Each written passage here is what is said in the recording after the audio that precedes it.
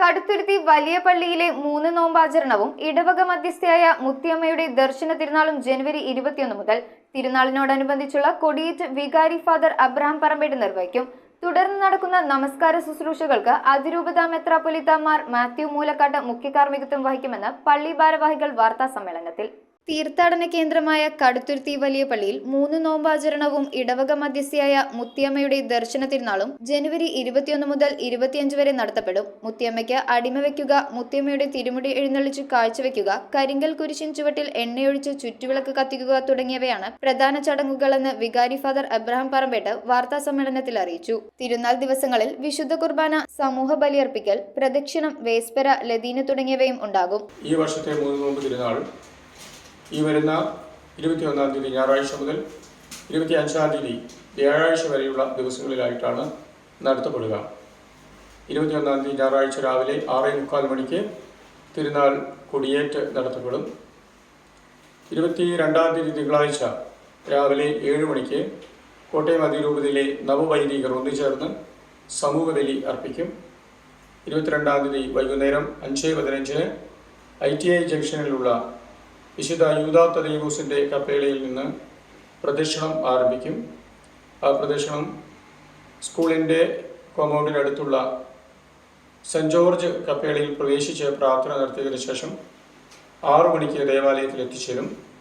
ദേവാലയത്തിൽ എത്തുന്ന സമയത്ത് അവിടെ വെച്ച് ദർശന സമൂഹത്തിൻ്റെ വാഴ്ച നടത്തപ്പെടും. തുടർന്ന് വേസ്പരയ്ക്ക് ശേഷം ഇവിടെയുള്ള നാനാപള്ളിയിലും ചുറ്റുപാടുമുള്ള നാനാജാതി മതസ്ഥരായ ആളുകൾ ഒന്നുചേർന്ന് പരിശുദ്ധ മുത്തിയമ്മയുടെ തിരുസ്വരൂപം മാർക്കറ്റ് ജംഗ്ഷനിലുള്ള ലൂർദ് കപ്പേളയിലേക്ക് പ്രദക്ഷിണമായി കൊണ്ടുപോകുന്നതാണ്. 8 മണിയോടുകൂടി ജപമാല പ്രദക്ഷിണം ലൂർദ് കപ്പേളയിൽ എത്തുന്നതാണ്. അപ്പോൾ അവിടെ എത്തിക്കഴിയുമ്പോൾ മുത്തിയമ്മയുടെ തിരുസ്വരൂപം അവിടെ പ്രതിഷ്ഠിക്കും. 23-ാം തീയതി ചൊവ്വാഴ്ച വൈകുന്നേരം 7 മണി വരെയുള്ള സമയത്ത് മുത്തിയമ്മയുടെ തിരുസ്വരൂപം അവിടെ ഉണ്ടാവും. ഈ സമയത്ത് നാനാജാതി മത്സരായിട്ടുള്ള ആളുകൾക്ക് വന്ന് ഈ തിരുസ്വരൂപത്തെ വണങ്ങാനും നേർച്ച കാഴ്ചകളും പ്രത്യേക നിയോഗങ്ങളുമൊക്കെ സമർപ്പിക്കാനായിട്ടുള്ള സമയമാണ്. 23-ാം തീയതി വൈകുന്നേരം 7 മണിക്ക് ലതീന്യ പ്രാർത്ഥനയോടുകൂടി വൈകുന്നേരത്തെ സായാഹ്ന പ്രാർത്ഥന ആരംഭിക്കും. 7:15 മണിക്ക് മുത്തിയമ്മയുടെ തിരുസ്വരൂപം വഹിച്ചുകൊണ്ട് അത് പ്രദക്ഷിണമായി ആഘോഷമായി പള്ളി അങ്കണത്തിലേക്ക് കൊണ്ടുവരുന്നതാണ്. 8:30 മണിക്ക് ആ പ്രദക്ഷിണം പള്ളിയിൽ എത്തിച്ചേരും.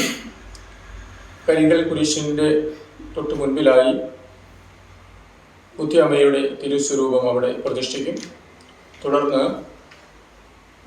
നൂറ്റാണ്ടുകളായി കുരിശടിയിൽ നടത്തി വരാറുള്ള ചരിത്ര പ്രസിദ്ധമായ പുറത്തു നമസ്കാരം നടത്തപ്പെടുന്നതാണ്.